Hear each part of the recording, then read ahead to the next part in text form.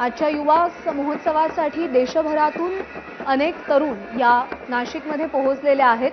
त्यांच्याशी संवाद साधताना पंतप्रधान काय बोलतात याची उत्सुकता असेल। मिकी घईकडे जाऊया। मिकी आपल्या सोबत आहे।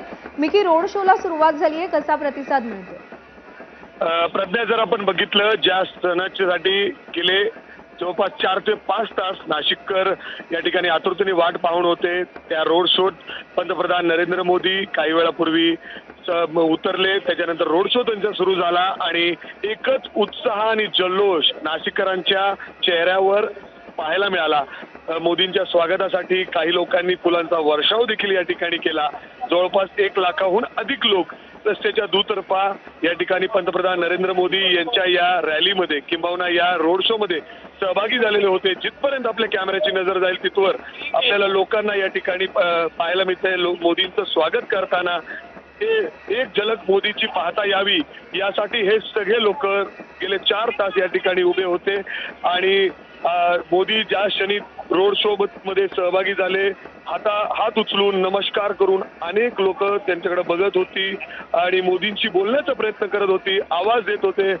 मोदींचा जयघोष या ठिकाणी ऐकायला मिळत होता आणि त्याचबरोबर आता पुढं संपूर्ण जो रोड शो आहे तो जवळपास 1.5 किलोमीटरचा आहे आणि त्यानंतर पंतप्रधान नरेंद्र मोदी एक आराम मंदिरात जातील आणि त्या ठिकाणी प्रभू श्रीरामाचे दर्शन करतील आणि त्याच्यानंतर गोदावरी जी नदी आहे त्या ठिकाणी जाऊन पूजा होणार आहे आणि त्यानंतरच जो नॅशनल युथ फेस्टिवल आहे त्या ठिकाणी येऊन नाशिककरांना देशाचे पंतप्रधान नरेंद्र मोदी संबोधित करतील।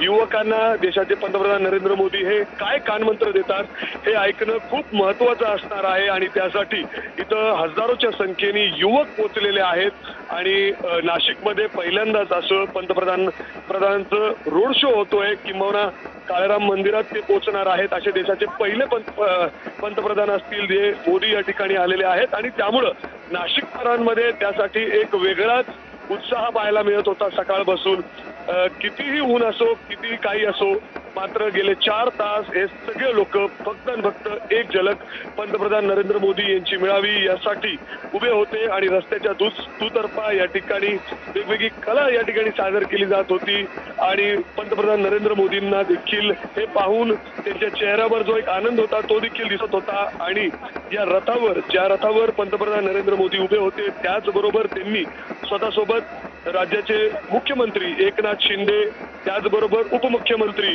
देवेंद्र फडणवीस